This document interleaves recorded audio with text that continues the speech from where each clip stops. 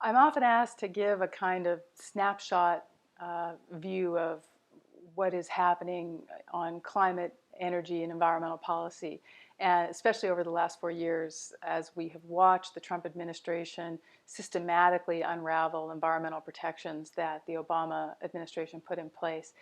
And now seems an opportune moment as we're headed into the election in November to determine who will be the next president of the United States.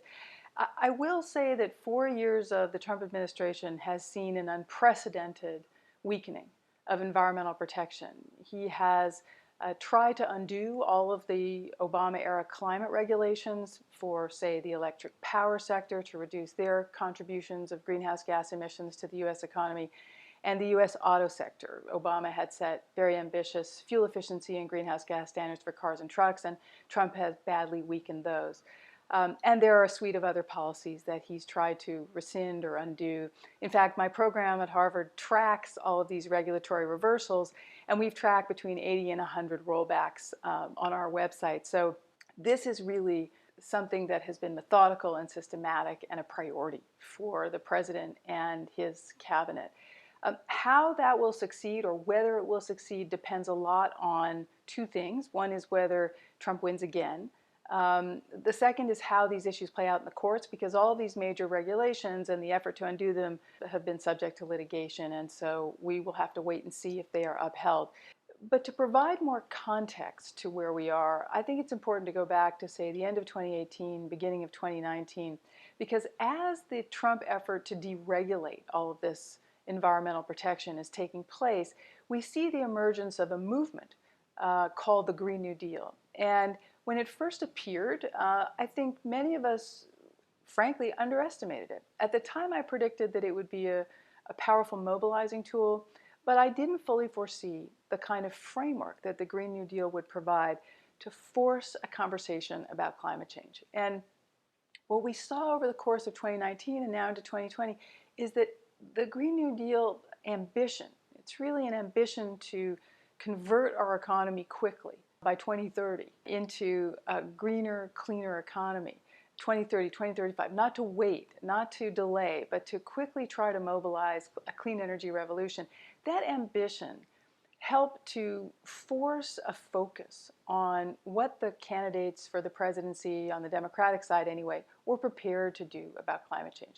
And so they had to take a position, they had to develop policies, and I think it was an extremely helpful framework, because it not only put climate change front and center in the political conversation, but it also quite presciently included priorities for economic and social justice, because so much of our environmental harm, environmental degradation, falls disproportionately on minority and low-income communities, and the Green New Deal sought to recognize that and combine an agenda of environmental protection and economic and social justice. And I think that has been more successful than I think anybody might have anticipated at the beginning. And so I think it's transformed the conversation and helped to shape things for the presidential election.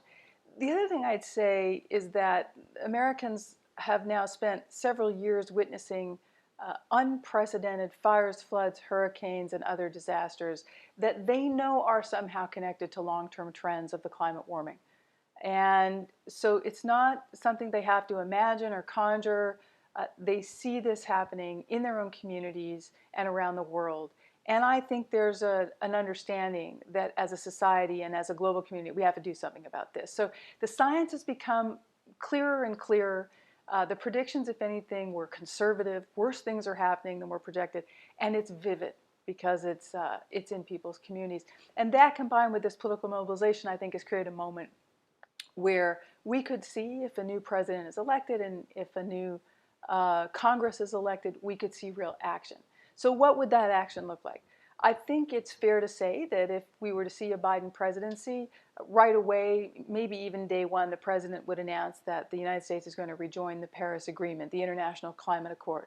And of course, to do that, the president will have to develop a new pledge, because the United States will have to make its own commitment to that agreement to reduce greenhouse gases in our economy, and that would require the president to put in place domestic policies that can deliver greenhouse gas reduction. But I would expect the a Biden administration to do something even more ambitious. I think technology allows them to set more ambitious standards because we've seen the cost of wind and solar come down dramatically. We know we can integrate it into our electric grid, these renewable sources of energy, to displace fossil fuels like coal and natural gas. So there's real potential to make even greater progress than we could see in 2010, 2011, and so on. And I think the Biden administration will seize the opportunity to try to push all of the sectors of the U.S. economy in a greener direction.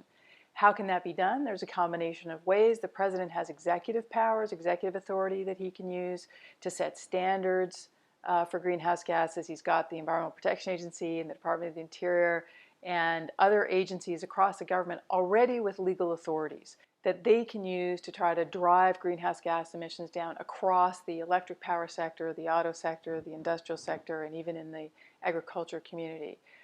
And those agencies have a variety of other tools they can use to quickly site renewables on public lands, to try to limit methane emissions from oil and gas operations. There are a whole variety of policies that the president already, with his executive authority, can put in place. But I think a new president would also look to Congress to pass legislation which would be more durable, which would be more comprehensive. And that could take the form of a carbon tax, could take the form of a national renewable energy standard, or a combination of things, including R&D investments in new green, clean technologies to try to accelerate progress. So we'd be looking to see what kind of package Congress might put together. There's another possibility, though, which is that the priority facing a new president might be to deal with this ongoing COVID-19 public health crisis and to respond to the economic distress that has been caused as a result. And the climate change will have to fit within that framework of economic recovery. That's possible because many aspects of climate policy and energy policy can fit well within, say, an infrastructure bill or other recovery legislation. So I think there are a couple things to watch for. One is the president using his own executive power. Second is the president looking to Congress to adopt climate energy policy as part of legislation that's moving quickly. And third would be a standalone climate and energy bill that Congress might adopt if there's enough political support for it and enough mobilization for it and enough congressional appetite for it. So we'll see how this plays out, and like everyone else, I am eagerly awaiting the presidential election. I think we have no time to lose restoring environmental protection and sustainability and climate protections in the United States. I think we have no time to lose restoring American leadership internationally. The international community has kept going. They have stuck to the Paris Agreement. They are still trying to deliver on their pledges, but we are the indispensable international leader, and we belong back at the head of the table. And I would expect the Biden administration to want to reassert American leadership on climate change globally, along with American international leadership generally. So I'm hopeful about that, and I hope I'm back here a few months into 2021 with a new story to tell about how we've turned the corner and are going in a positive direction again on climate and energy policy in the United States.